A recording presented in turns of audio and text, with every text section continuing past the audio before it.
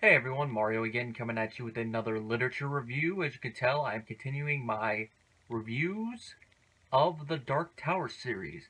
Now we're on to book 4, Wizard in Glass. Now, as you can tell, if you can read the bottom part, my edition was published right before book 5 came out, so it has a little excerpt, and it also has a new introduction that King wrote specifically for the last volumes that was reprinted in this one at least. It's called On Being 19. If you ever get a chance to read it, it's a very interesting little essay introduction where he talks about his mindset when he was 19 and how, life changes you a little bit. And also goes a little bit into his mindset about why he decided that after his accident, it's like, you know what, if I don't finish the Dark Tower series now, I'm never going to finish it, and I don't want to end up passing away. And my fans going, oh, what could have been? He didn't want to be put into the same category as someone like Chaucer or Charles Dickens, where they wrote a lot of great works, but then their last masterwork left unfinished.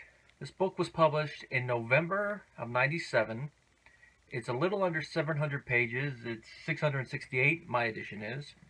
Published by Grant, and like the previous ones, my edition has illustrations. It doesn't have all 16 that the original edition has, but it has a good number of them. Compared to the last couple ones, these are a little bit more surreal art style-wise. And I have to say, with this rereading, that kind of did grow on me a little bit. I preferred the realistic art style of the previous one, but considering that the majority of this novel is told by Roland, and it's essentially a giant flashback, and considering the nature of the title Glass, it makes sense that they'd be a little surreal. Like that one, that's probably my favorite of them all. Just the ones in here, and then that one's pretty cool too. That makes sense memory-wise.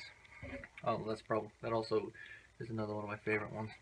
Now, like I've already mentioned, a majority of the novel is told in flashback. It's Roland relating to the members of his quartet what happened to him immediately after he passed his trial of manhood.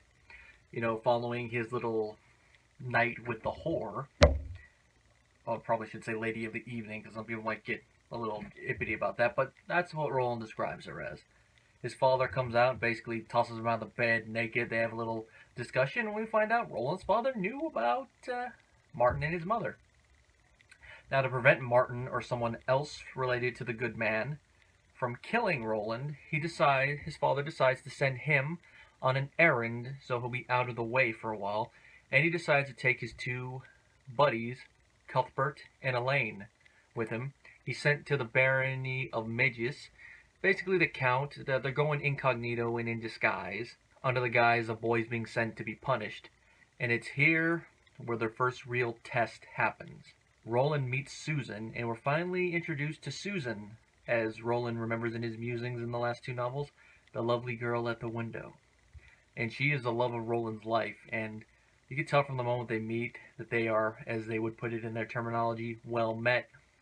And to use another one of the terminologies, Ka came like the wind. And we're introduced to a lot of other characters. We got Susan's aunt, who calls her Miss Oh So Young and Pretty. We have the mayor and his chancellor. Then we have the antagonists, Rhea of the Coos, who is a witch character, who is basically King's version of the Wicked Witch of the West. And other parts of the novel do tie into that mindset, especially the ending part that has the Oz vibe to it. I get you, my pretty. And she really is a wicked witch in the truest sense of the word, especially her reasonings for the stuff she does. And she actually is the one who has possession of the title Glass throughout a majority of the story, and she uses it the way you would expect. And the other main antagonists are the Big Coffin Hunters, who are led by a man named Eldridge Jonas, who, as we later find out, is a failed gunslinger. So we see what happens to some of the individuals who fail their trial of manhood and are set west. He may not be in the West anymore, but as Roland says when he figures out who Jonas is, one like you will never leave the West, even if you are not there physically. You'll always be there here. Early on, it seems like everything is going to be going fine, other than the little conundrum that Roland and Susan find themselves in. But as the story slowly unfolds, we see there's more to Megis than meets the eye, in that the characters there, are in cahoots with John Farson, the good man. So Roland and his quartet, they have to do what they have to do. There's a lot of conspiracy, there's a battle of wits, and as you can imagine, by the end there is a lot of shooting. And there is some sacrifice. Based on Roland's musings, we know things in Megis did not turn out the best. And since he's alone, we know eventually his quartet die. And based on the fact he's alone, we know Susan did not make it out of here in one piece. I'm not going to spoil the gist of it, but let's just say when that scene finally comes, it's a cringeworthy thing. I mean, I had already read this book once before, and having to reread it, as I was getting to that part, I was dreading it. And as I read that part, I was like, ooh. And maybe since I've watched a lot more movies and stuff since then, picturing how it would play out if they actually did a faithful adaptation of this series, it had me cringing, but it would be, it'd be an episode that those who never read the novel would be like, no, they're not gonna. Oh, yes, they're doing it. The title Glass, I mentioned it a couple times, now it's actually time to talk about it. It is part of a collection of magical objects called Merlin's Rainbow. Now, these objects are similar to the Palantir from Lord of the Rings, which makes sense, since Lord of the Rings was one of King's influences when it comes to this series. But unlike the Palantir, where they show whatever the user wants them to see, unless their gaze is directed by someone with a stronger will who has one of the other ones, these things are sentient, and they are mischievous and malicious. And the one that they deal with in this one is called the Grapefruit, or as Roland's father says, by that I mean the pink one. And every time Roland looks into it, it messes with his mind. One of the things it does is it tells him all that went around, so that's how he's able to know the story, which at one little break in between the action, King actually points out by having Eddie go, Roland, how do you know every corner of this story? If they did an adaptation, that'd be a good little interrupt, like, Roland, how do you know this story? You know, or as Team 4-Star would put it, how do you know about the parts you weren't there for? There's one thing I was wondering as I was reading at first, like, I know it's a convention to do a flashback, but if Roland's supposed to be telling this story, how does he know it? Okay, that's why. But it also hurts him, and in the end it also reveals another sad truth about his past that was also hinted at before, but now we see it, and that involves his mother. I'm not going to get into it here. I'm going to save actually talking about it actively for another entry in it, but it's one of the things that made Roland who he is today. A sad thing, and based on his relationship with his mother, it was the conclusion that was inevitable. Especially with Miss Rhea of the Coos. I skipped over it at the beginning, but the opening of the novel resolves the cliffhanger at the end of the third novel, with them defeating Mr. Charlie the Choo-Choo stand-in, Blame the Mono. Now, how they defeat him is very, very interesting, and it was right in front of their eyes the whole time. Don't ask him silly questions, he won't play silly games.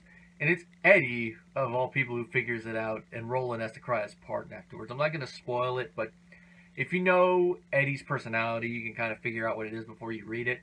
But it's 3 chapters worth of material, and it's an excellent read. Shows a little bit more of the fair day that Roland mentioned at the end of the previous novel. Gets some interesting character interaction with Blame the Mono. And it leads into another tie-in with another Stephen King work, The Stand. And there's another tie-in at the end when it cuts back to normal time, where they mention Abigail, the old lady from The Stand. And Roland muses, it's not part of our story, but a bigger one. Which brings in our old buddy Randall Flagg, because this work is where we get full confirmation that Martin/Walter is Randall Flagg. The previous novel hinted at it when we got him at the very end, and he gave his name with an initial RF. But you can tell by the way he's talking that it is Flagg. This is where it actually confirms it. And I love the back and forth between Roland when they see each other. Roland points at him as like, Martin Broadcloak, after all these years. And like Martin or Walter, or whatever it is you're calling yourself now. Flagg, actually. And of course another one of my favorite Flagg lines when Roland is going for his gun. Only misfires against me, my friend. And this is tied in with the whole Wizard of Oz reference at the end, which makes me wonder if they did do an actual adaptation that was straight of the novels, how difficult this part would be to pull off. And I don't mean like effects or budget-wise, I mean rights issue-wise. Because some of it is tied in with the MGM film. But since it's supposed to be like a parody, I don't know if they'd have to pay anything. And even if they had to pay a small fee, it'd be worth it to get this scene on film. But, you know, just a little bit of random fan musing. All in all, it is another fun entry in the Dark Tower series. I don't enjoy it as a whole as much as I enjoyed 3, and I'd say I probably enjoyed the revised edition of the first one a little bit more, even though this has more character building stuff when it comes to Roland's past. But it's just something about the first one that draws me to it more. But I'd say this one is right behind it, just a tad. And I can definitely see why King put off writing this one for as long as he did, because the parts about Roland and his relationship with Susan, all the love and lust there, with how old King was by the time he wrote this, it would be a very hard thing to write, as he puts it, that when you reach the age he was, which he was in his mid-40s, if I remember right, you kind of forget how love was when you were the age Roland was, which was 14, going on 15. You know about mature love and all the things that entails, but early love, where it kind of blinds you, age has a tendency to help you forget that. Now, if you have a relationship later in life, some of that will come back, but it'll be more mature. It'll be tempered by your age and your experience. You'll never have that naivety, its youthful quality, as it were. And despite King's age, I think he captured that pretty well with Roland and Susan. And the way that they actually have Roland realize that it's been blinding him at the point that he does was a pretty interesting scene and fitting for gunslingers. Another new addition to the mythos is a Thinny, which is basically a weird living thing that can cross dimensions. Though we see two different attributes of it. One, it can devour you. You don't want to go there, you want to come in here. And the other one, depending on how the Thinny is going between worlds, can draw you into another world, which is how Roland and everyone get back from the world of the Stand to the path of the beam. This is where Thunderclap is introduced as a concept, which becomes more prevalent in the next 3 novels. Now we find out a little bit about the fall of Gilead in here, but there's not a lot of information, only that it happened a little less than 2 years after the events of Medjus. Which is sad, but, you know, it was inevitable, as Roland said, that what Farson had started was, you know, it's like Terminator 3. It is inevitable. The thing the book never answers that I wonder is that, technically, since Cuthbert and Elaine were not official gunslingers when they went, did the events that transpired technically allow them to pass without having to face court and combat? Because what they went through is something even trained gunslingers might have difficulty with. So I can imagine Roland's father and the other gunslingers conversing with Court, and then Court going, "Rise, maggots. Did I call you that for the last time? With pleasure, gunslingers." I can imagine a scene like that. It doesn't need to be drawn out, it's just one little thing I'm wondering for my own personal edification. Like I said, a pretty good novel. Great entry in the Dark Tower series. Shows us more about Roland's past, finishes off the cliffhanger perfectly, and sets up the finale of the series. And this is where mixed emotions begin to set in. But before I get there, I have 2 pit stops to make on the road to the Dark Tower.